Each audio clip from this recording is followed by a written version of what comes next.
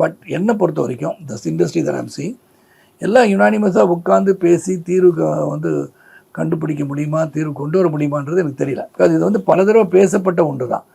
ஆனால் வேலை நிறுத்தமே இருக்கக்கூடாதுன்னு சொல்லும்போது வேலை நிறுத்தம்ன்றது இட்ஸ் நாட் ரைட். நீங்கள் வந்து அமைக்கபுளாக உட்காந்து பேசணும்.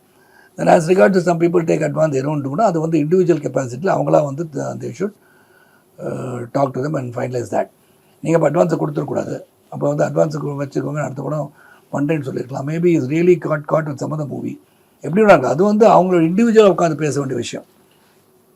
அது மேலே உடனே அவங்க வந்து பண்ணணுன்றது எந்த ப்ரொடியூசர் கம்ப்ளைண்ட் பண்ணியிருக்காரு அந்த ப்ரொடியூசரை கூப்பிட்டு பேசி நீங்கள் எப்போ பண்ண போகிறீங்கன்னு கேட்டு அந்த டேட்டை வாங்கி கொஞ்சம் கொடுங்களேன்.